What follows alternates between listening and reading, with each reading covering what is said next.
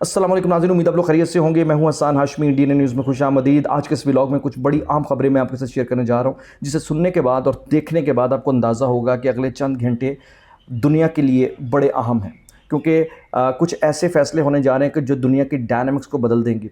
उन अहम तरीन फ़ैसलों के नतीजे में दुनिया के अंदर एक बहुत बड़ी तब्दीली आएगी, और उस तब्दीली के नतीजे में हम, आप और ये दुनिया कहाँ खड़ी होगी, उस हवाले से भी थोड़ी देर में बात करूँगा। और उस तब्दीली की जो मेन और मरकज़ी किरदार है, सेंटर ऑफ ग्रेविटी है, वो पाकिस्तान है। यानी पाकिस्तान इस वक्त वर्ल्ड फोरम में सेंटर ऑफ ग्रेविटी है, और उसी के गिर्द पूरे का पूरा सिस्टम घूम रहा है। और उस पाकिस्तान के अंदर CDF chief of defence forces field marshal Hafiz Saeed Asim Munir साहब मरकज़ी लीडरशिप करते हुए इस वक्त राइट नाउ बड़े ज़बरदस्त इनिशिएटिव्स ले रहे हैं, और यही वजह कि पूरी दुनिया की निगाहें उन पर मरकूज़ हैं। और अभी जब मैं आपसे बात कर रहा हूँ, आपके सामने बहुत बड़ी हलचल तो ये ख़बरों की नहीं है, लेकिन उसकी अहमियत का अंदाज़ा भी थोड़ी देर में आपको पता लग जाएगा कि जो field marshal Asim Munir Tehran के अंदर मौजूद हैं, और इस मौजूदगी के नतीजे में अगले चंद घंटों के अंदर कितना बड़ा एक मुआहदा तय पाने की तरफ जा रहा है।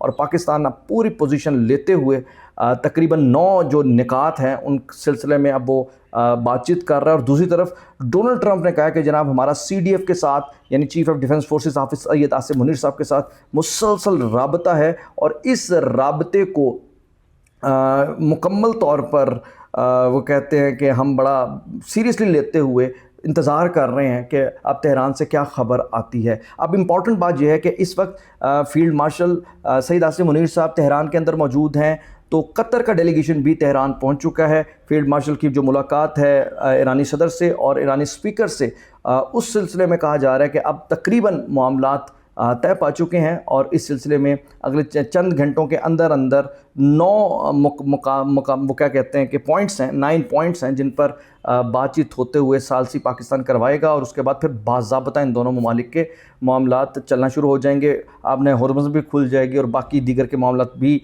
बेहतर जाएंगे। लेकिन यहाँ एक और ख़बर मैं आपको बता दूँ कि यहाँ एक तरफ ये पूरी जंग जहाँ ख़त्म होने की तरफ जा रही है, वहाँ एक और आलमी जंग कह लें या एक और ख़तरनाक जंग जो है वो सर उठा रही है। वो भी मैं आपको अभी तफसील के साथ बताता हूँ। और इस सिलसिले में फ़ौजी पहुँच भी चुके हैं, और नया महाज जो गर्म होने जा रहा है वो कितना ख़तरनाक हो सकता है। और उस सिलसिले में मुझे लगता है कि फील्ड मार्शल आसिम मुनीर साहब को अपना किरदार अदा करना पड़ेगा, या वो आगे भी किरदार अदा करेंगे। लेकिन सबसे पहले ज़रा मैं आपको ये बता दूं कि इस वक्त ख़ास तौर पर वो सारी की सारी क़ुव्वतें जो कि हाफिज़ सईद आसिम मुनीर साहब के हवाले से नेगेटिव प्रोपेगेंडा करते हुए साजिशें रचा रही थी, और किसी तरीके से चाह रही थी कि जनाब ये रास्ते से हट जाएँ। और इसके लिए पाकिस्तान के अंदर से आपको पता है एक बड़ी भरपूर किस्म की कंपेनिंग करते हुए अंदरूनी साजिशों के ज़रिए उनको हटाने की कोशिश की गई थी। और उसमें जो मरकज़ी किरदार था, और है बल्कि अभी भी, वो आप ये देखिए कि पाकिस्तान तहरीक इंसाफ है।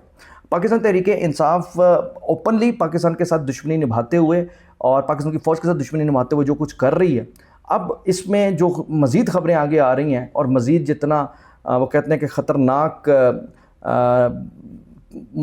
मामलात की तरफ हालात को लेकर जा रहे हैं, उसमें अब ये चीज़ छुपी नहीं रहेगी कि जनाब बाकायदा तौर पर उस फितनुल ख़वारिज के साथ इनका बराह रास्त ताल्लुक़ है। यानी PTI का TTP के साथ जो ताल्लुक़ है, bye every single passing moment is getting exposed. अब इस सिलसिले में जनाब खैबर पख्तूनख्वा की हुक्मरान सियासी जमात यानी तहरीक इंसाफ और फितनुल ख़वारिज का गठजोड़ दुनिया के सामने पूरी तरह आ चुका है। और रिपोर्ट में यह बताया गया कि 2 ख़वारिज की ऑडियो लीक ने फितनुल ख़वारिज और खैबर पख्तूनख्वा की हुक्मरान सियासी जमात के गठजोड़ का पर्दा चाक कर दिया। अफ़गानिस्तान में मौजूद खारजी सरगना बादशाह और जनूबी वज़ीरिस्तान में मौजूद खारजी सरगना राकई की ऑडियो मंजर आम पर आई है। ख़वारिज KP के हुक्मरानों या हुक्मरान सियासी जमात के MPA आसिफ महसूद से ख़ुसूसी हमदर्दी का इजहार कर रहे थे, अगवा और भत्ता लेने से रोक दिया। ऑडियो लीक में सुनाई दे रहा है कि फितनुल ख़वारिज के राकटी दहशतगर्द ने जनूबी वज़ीरिस्तान से MP आसिफ महसूद को भत्ते का पर्चा दिया और इसकी तलाशी ली। अफ़गानिस्तान में बैठे खारजी बादशाह ने फौरी मुदाखलत की और राकटी को हुक्म दिया कि आसिफ महसूद को अगवा नहीं किया जाए। खारजी बादशाह के मुताबिक आसिफ महसूद खैबर पख्तूनख्वा हुक्मरान सियासी जमात का बंदा है, इसको जाने दिया जाए और तलाशी लेने पर उससे माजरत की जाए। خارجی راکٹی نے بھی تصدیق کی ہے کہ اس نے عاصم محسود کو کوئی نقصان نہیں پہنچایا. افغان خارجی عناصر کے حکم پر عمل کیا جا رہا ہے. ماہرین کے مطابق آڈیو لیک ثبوت ہے کہ پی کے حکومت نے خوارج کو سیاسی اور سماجی جگہ دی، جس وجہ سے خوارج انہیں اپنا ہی لوگ سمجھتے ہیں. مطلب وہ سمجھیں نہ سمجھیں بھائی، اس وقت حالات اور واقعات کو دیکھیں گے، وہ تو واضح طور پر چیخ چیخ کر بتا رہے ہیں کہ دونوں ایک ہی سکے کے دو رخ ہیں، پی ٹی آئی ہو یا ٹی ٹی پی ہو. تو اسی طرح T T P T I is the best, وہ کہتے ہیں کہ abbreviation for both the parties. اور اس میں ہم یہ بھی کہہ سکتے ہیں کہ اگر ہم ان کو ایک دوسرے کا پولیٹیکل اور ملیٹنٹ ونگ کہیں تو یہ بھی واضح طور پر ہے. اچھا، یہ کوئی الزام نہیں ہے، عملی طور پر گراؤنڈ میں چیزیں نظر آ رہی ہیں. اور یہی وجہ ہے کہ آپ دیکھیں کہ ان خوارج کے خلاف جب آپریشن ہوتا ہے تو پولیٹیکلی جو ریزسٹنس ہے سب سے بڑی پاکستان تحریک انصاف کھڑی کرتی ہے. اور آپ خود جانتے ہیں کہ جب خوارج کے خلاف کارروائی ہوتی ہے تو خوارج کا سب سے بڑا دشمن کون ہے؟ خوارج کا سب سے بڑا دشمن پاکستان کی فوج ہے. تو آپ مجھے ایک بات بتائیں کہ خوارج کے سب سے بڑے دشمن یعنی پاکستان کی فوج کے خلاف اگر کوئی پولیٹیکلی سب سے آگے بڑھ کر کام کر رہا ہے تو وہ کون ہے پولیٹیکلی؟ پاکستان تحریک انصاف. تو کیا مطلب ہے کہ پاکستان پولیٹیکلی سپورٹ فراہم کر رہی ہے خوارج کو. مقصد کیا ہے؟ پاکستان کی فوج کے خلاف. اور خوارج ملیٹنٹ سپورٹ فراہم کر رہے ہیں پی ٹی آئی کو. مقصد کیا ہے؟ پاکستان کی فوج کے خلاف پریشر بلڈ کرنا.